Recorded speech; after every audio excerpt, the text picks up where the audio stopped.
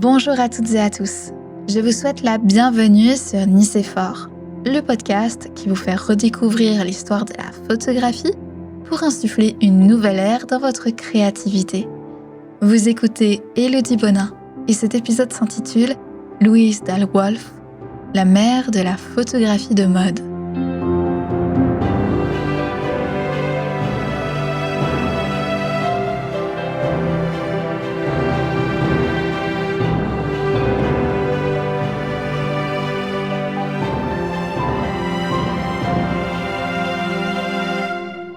Avant de commencer, je vous invite à vous rendre en description de cet épisode. Vous y trouverez le lien de l'article résumant le contenu à venir, accompagné des photographies et images qui seront mentionnées. Cette ressource vous sera grandement utile pour une meilleure compréhension de l'épisode. Maintenant que tout est dit, c'est parti.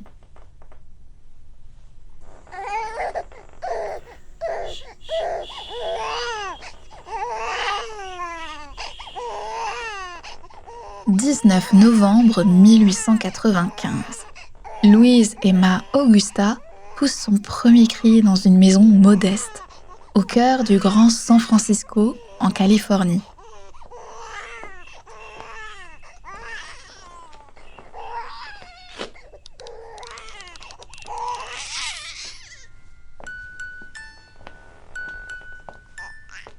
L'enfant grandit dans une diversité culturelle impactée par la vague d'immigration norvégienne de ces 30 dernières années. Ses parents font partie de ces 800 000 Norvégiens poussés à quitter leurs terres agricoles en quête d'emploi et de stabilité financière. San Francisco, devenu centre économique des États-Unis grâce à la ruée vers l'or de 1849, est alors une ville pleine de promesses, où Louise se voit offrir une éducation et un développement culturel dès son plus jeune âge.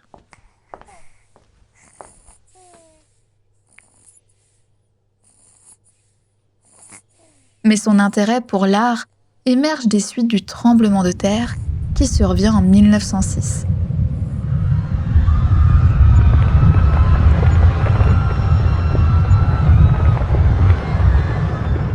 Ce dernier provoque un incendie dévastateur qui ravage San Francisco et détruit la ville en grande partie.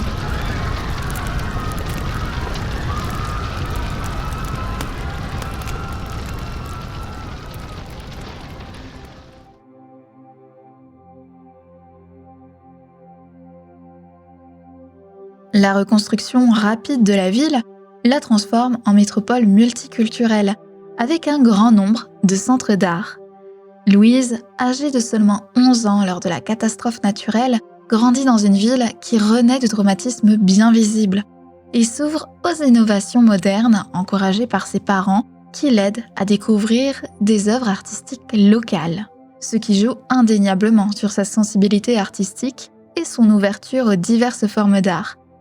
San Francisco devient notamment l'une des scènes mondiales où se développe l'art and craft, un mouvement artistique né en Angleterre à la fin du XIXe siècle sous l'impulsion de William Morris et qui a comme vision de réhabiliter l'artisanat et le savoir-faire traditionnel, tandis que l'ère est à la production de masse.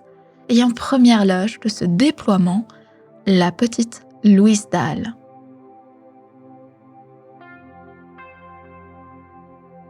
À l'âge de 19 ans, Louise intègre la California School of Fine Art, aujourd'hui connue sous le nom de San Francisco Art Institute. Durant 3 années, elle y étudie principalement la peinture, mais également le dessin, la gravure, la sculpture et la décoration.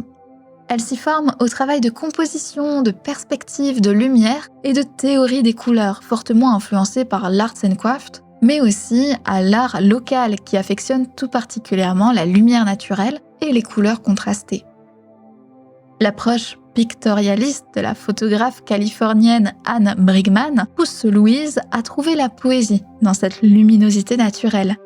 Et l'art simple du sculpteur et peintre Ralph Stackpole pousse la jeune artiste à épurer son style. Cette période d'effervescence la plonge dans un environnement animé par des passionnés. La pédagogie avant-gardiste de l'établissement et de ses enseignants offre à Louise un espace de création sans frontières Elle y découvre des styles artistiques internationaux qui élargissent sa vision du monde de l'art.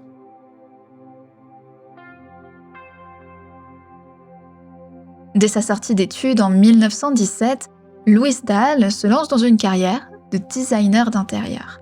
Ses projets décoratifs se démarquent par l'harmonie des couleurs, des lumières et des compositions, où chaque objet trouve sa fonction esthétique et pratique.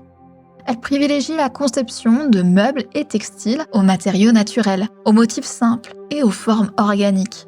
Louise se fait peu à peu une réputation dans la classe moyenne américaine, en quête d'une décoration intérieure esthétique, mais aussi fonctionnelle, comme le propose la designer.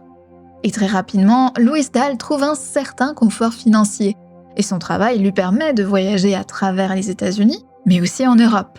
Lors de son séjour de l'autre côté de l'Atlantique, elle met un point d'honneur à découvrir les nouvelles influences esthétiques du design, mais aussi d'autres formes esthétiques.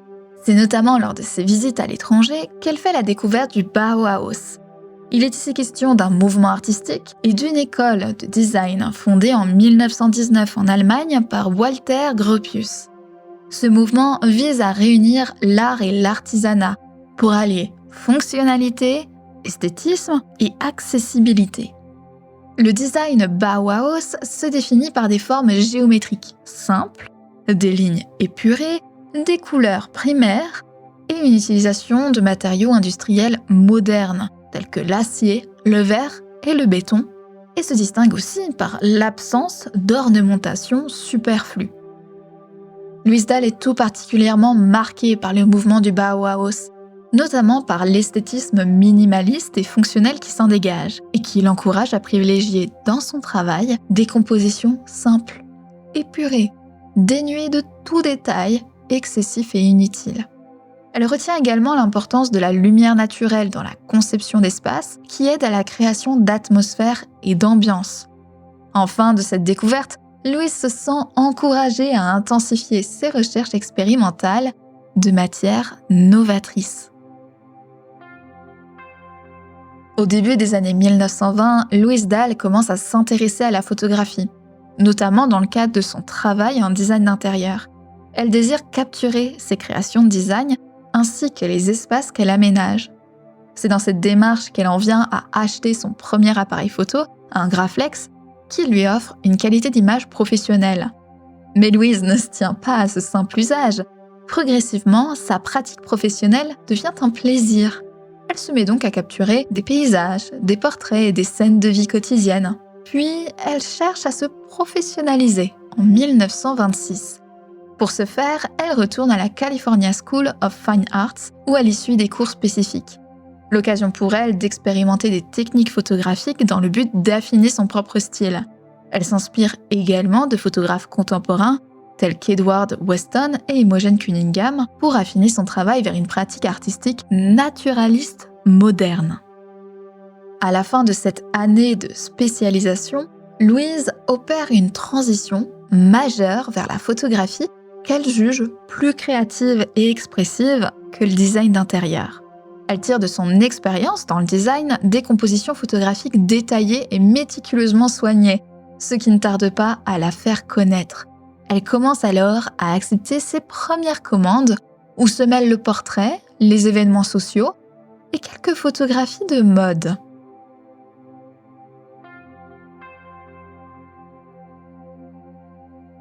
Durant cette période de transition professionnelle, Louise Dahl fait la rencontre de Meyer Wolf, un homme d'affaires et avocat. Très rapidement, le couple se forme, attirés l'un par l'autre par leur intérêt tout particulier pour l'art et la culture. Tandis que Louise se fait connaître dans le monde de la photographie, Meyer se présente comme un soutien et encourage sa compagne à persévérer vers cette nouvelle quête artistique. À la fin des années 20, le couple se marie, ce qui permet notamment à Louise d'être sécurisée financièrement lors de sa transition professionnelle. Et pour aboutir pleinement à sa quête photographique, le couple décide peu après le mariage de quitter San Francisco pour aménager à New York. À cette époque, New York est le centre névralgique de la mode et le monde voit monter en puissance la photographie publicitaire. Les magazines de haute couture sont en quête de professionnels modernes et ambitieux pour attirer un nouveau public. Et Louise Dalwolf répond à cette description grâce à son approche unique du design photographique. Son travail commence donc à paraître dans des magazines locaux, l'amenant doucement vers le tournant décisif de sa carrière. Car en 1936, ce n'est ni plus ni moins que Carmel Snow qui engage Louise Dalwolf pour le Harper's Bazaar en tant que photographe de mode. À cette époque, la revue de mode est réputée pour son influence sur la scène américaine et internationale, et Carmel Snow n'y est pas pour rien. Depuis 1933, elle occupe le poste de rédactrice en chef et se démarque par son déterminisme à transformer le Harper's Bazaar en un magazine avant-gardiste novateur du monde culturel, artistique, photographique, ainsi que du monde de la haute couture. Dans cette même vision, elle souhaite oser de nouvelles expérimentations collaboratives afin d'offrir des visuels uniques aux lecteurs. C'est ainsi que Carmel vient à engager Louise. Elle espère que la photographe apportera une nouvelle approche artistique et creusera le fossé avec le concurrent du Harper's Bazaar, l'incontestable Vogue. Et ce n'est pas un hasard si Louise accepte de travailler pour le Harper's Bazaar. Tandis que la tendance photographique de mode est à la prise de vue studio, Carmel Snow lui offre un espace de liberté créative où elle peut exprimer sa propre vision de la mode, s'éloigner du classicisme et briser les conventions. Une innovation que Vogue n'est pas encore prêt à entreprendre dans les années 30. En plus d'être encouragée par Carmel, Louise est également encouragée par une équipe qui œuvre pour l'innovation. On peut notamment citer Diana Vreeland, éditrice de mode, et Alexei Brodovitch, directeur artistique. Dès ses débuts pour Vogue, Louise Dalwolf affirme son style, principalement basé sur la lumière naturelle, une composition graphique soignée et une sensibilité sans pareille, des jeux de texture. Mais c'est surtout son utilisation de la couleur qui la démarque de ses amis photographes. Au début des années 1930, la photographie couleur est une technique connue pour sa complexité et son coût très onéreux. Et bien que la société Kodachrome rend plus accessible cette technique durant cette décennie, les photographes travaillent encore principalement en noir et blanc. Louise Dalwolf, en adoptant cette technique, est rapidement considérée comme une pionnière. Elle explore les possibilités des films couleurs avec des jeux d'ombre et de lumière qui intensifient des couleurs pastel sans jamais les saturer excessivement et permet une nouvelle mise en valeur des vêtements et des modèles. Comme il est possible de le voir dans sa série Red Parasols, les photographies couleurs de Louise sont d'un naturel plein de vie. À l'image de ses inspirations majeures du design, l'art and craft et le Bauhaus, sa palette chromatique s'approche d'une esthétique fonctionnelle de l'image. Contrairement à ses contemporains qui s'essaient à la photographie couleur et aboutissent à des couleurs artificielles, Louise parvient à rendre les couleurs tout aussi élégantes et équilibrées que l'usage du noir et blanc. Elle les considère comme un outil à définir l'atmosphère des images, créant à sa manière une intention narrative émotionnelle. Carmel Snow dit même de ce traitement des couleurs si spécifique à Louise Dalwolf: dès l'instant où j'ai vu ces photographies en couleur, j'ai su que Bazar allait enfin ressembler à ce que j'avais instinctivement toujours voulu.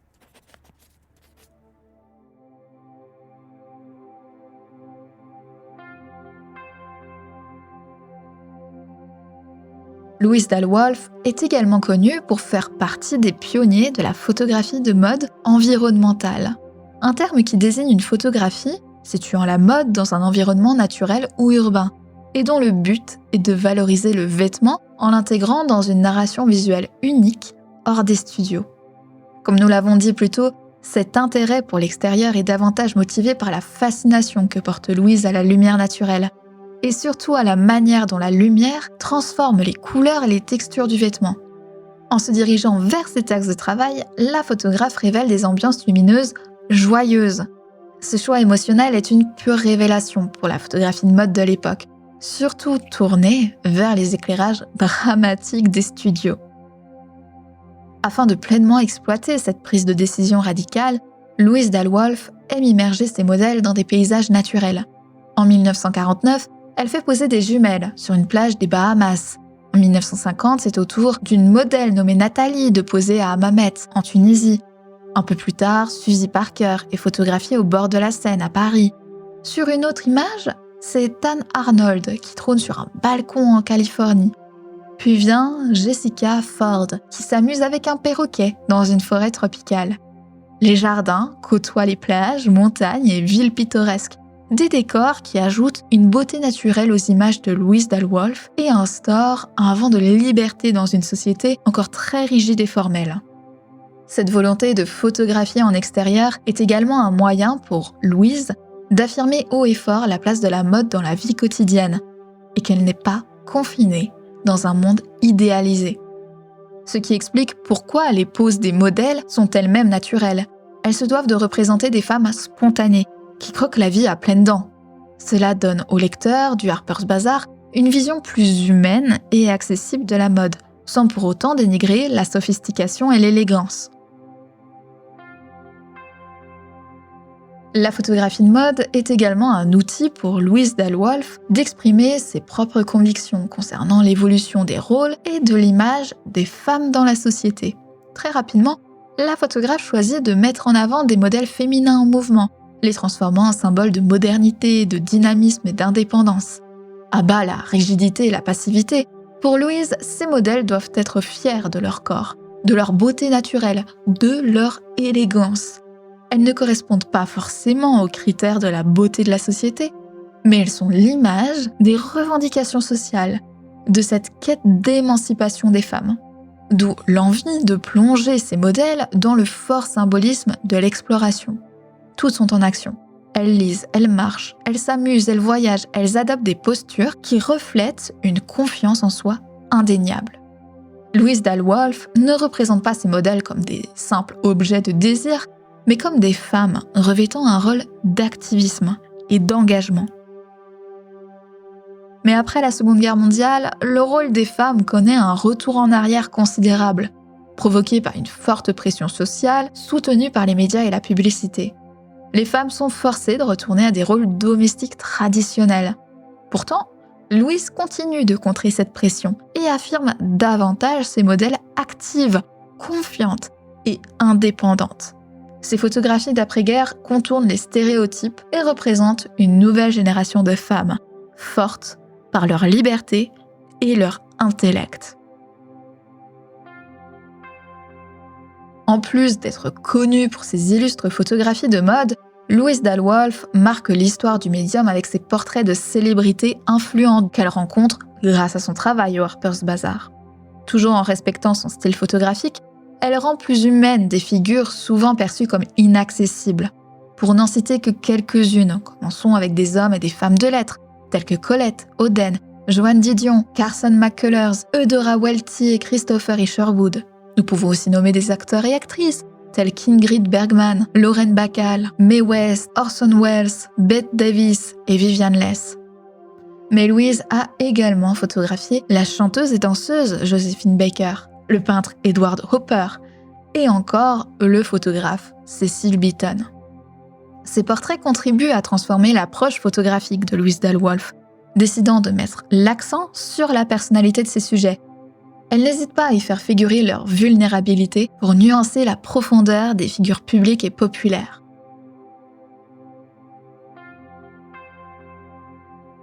À la fin des années 50, l'industrie de la mode change rapidement et le Harper's Bazaar engage sa direction artistique sur une voie plus contemporaine. Ce tournant fait émerger de nouveaux talents influents comme Richard Avedon et Irving Penn. Mais bien qu'inspirés par le travail de Louise et sa vision de l'émancipation féminine, ils éclipsent par la même occasion le travail de leur mentor. C'est pourquoi Louise décide de quitter Harper's Bazaar en 1958, après 20 ans de bons et loyaux services. Son style photographique n'étant plus en adéquation avec les nouvelles influences photographiques et l'industrialisation massive de la mode, elle met fin à sa carrière dans la photographie de mode. Dès son retrait du monde de la mode, Louise et son mari déménagent à Nashville, dans le Tennessee. Cette période de sa vie lui permet de mener une vie paisible aux côtés de Maillard et de se consacrer à archiver ses travaux dans le but de préserver son héritage photographique. Son travail, bien que mis en arrière-plan des productions photographiques contemporaines, est redécouvert à l'aube des années 80 grâce à plusieurs rétrospectives qui lui sont dédiées, dont l'une se déroule au MoMA de New York. Louise continue à exposer ses photographies et participe à des conférences, ce qui lui permet de garder contact avec le monde de l'art et de maintenir son influence sur la photographie de mode. En 1984, la publication de la monographie A Photographer's Scrapbook consolide définitivement la place de Louise Dalwolf dans l'histoire de la photographie, ce qui permet à l'ancienne photographe de constater l'impact de son œuvre sur le monde de la photographie, avant de s'éteindre, le 11 décembre 1989, à l'âge de 94 ans.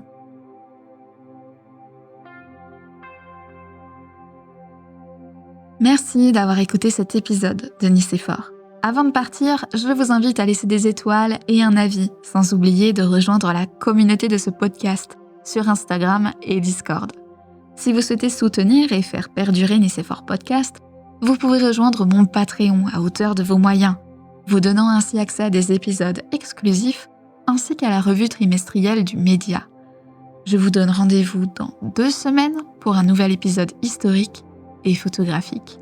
D'ici là, prenez soin de vous et n'oubliez pas, pour être inspirant, il suffit d'être inspiré.